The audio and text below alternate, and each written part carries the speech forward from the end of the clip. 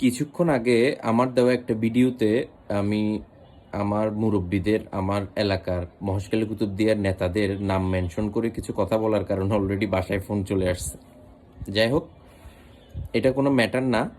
কিন্তু আমি আমি আমি স্বীকার করতেছি, আপনারা আমার বাবার সাথে, বাবার বন্ধুর সবাই আমার মুরব্বী, সবাই আমার আহ, ঘরের মানুষ। ঠিক আছে, আপনাদের আল্লাহর নাম উচ্চারণ করা গেলেও এখন আপনাদের নাম ওভাবে উচ্চারণ করা যাবে না। আসলে আমি আপনাদেরকে অন্তরের অন্তঃস্থল থেকে একটা কথা বলি। জীবন আমার মনে হয়, আমার চিন্তা হয়, মহেশখালীর 5-7টা মানুষ নাম উচ্চারণ করলাম না, এখন মহেশখালী নিয়ে যারা সবচেয়ে বেশি চিন্তিত, যারা সব সময় একের পর এক কথা দিয়ে আসতেছে যে না, তারা মহেশখালীর জেনুইন উন্নয়নটা চায়, মহেশখালীর ভ্যালুটা বুঝে, এটা কতটা পাওয়ারফুল একটা প্লেস, কতটা সুন্দর, বিউটিফুল, মার্বেলাস একটা প্লেস মহেশখালী। তো 4-5টা মানুষ চাইলেই কিন্তু, আমি এর আগে যে নামগুলো মেনশন করছি, 4-5টা নেতা, সম্মানিত ব্যক্তিবর্গ চাইলেই কিন্তু মহেশখালী সেতুটা করা, এটা এত বড় কোনো ব্যাপার না। It's not a very big deal মহেশখালীর জন্য। এটা মহেশখালীর ক্ষেত্রে, Maheshkhali is not a normal location.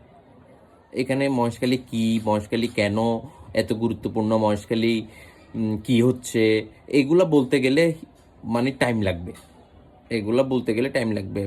আর এগুলা এখন অলরেডি সবাই জানেন। মহেশখালীর পুরা বাংলাদেশের যারা টুকটাক দেশের সম্পর্কে খোঁজ খবর রাখেন, তারা ভালোভাবেই জানেন মহেশখালী কি, মহেশখালীটা কতটা গুরুত্বপূর্ণ একটা পজিশন বর্তমানে বাংলাদেশের জন্য। সো আমি অনুরোধ করব, আমার যে বর্তমানে যারা নির্বাচনের মধ্যে বিভিন্ন ধরনের প্রতিশ্রুতি দিচ্ছেন, দয়া করে মহেশখালী কক্সবাজার সেতুটা নিয়ে আপনারা আপনাদের মতো করে একটা একটা স্টেটমেন্ট দেন প্লিজ।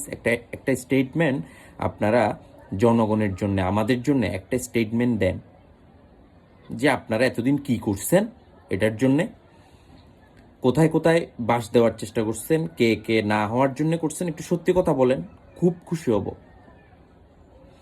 সত্যি কথাটা বলেন। আর আপনারা একটু মানে কন্টেন্ট ফ্রেন্ডলি হন। বাসায় বাসায় গিয়ে গিয়ে ফোন করে করে আপনাদের বলার দরকার নেই তো আমরা এটা করবো ওটা করবো। আপনারা একটু ফ্রি ফ্র্যাঙ্ক সবার সাথে একটু কথা বলেন। একসাথে কাজ করার স্বপ্ন নিয়ে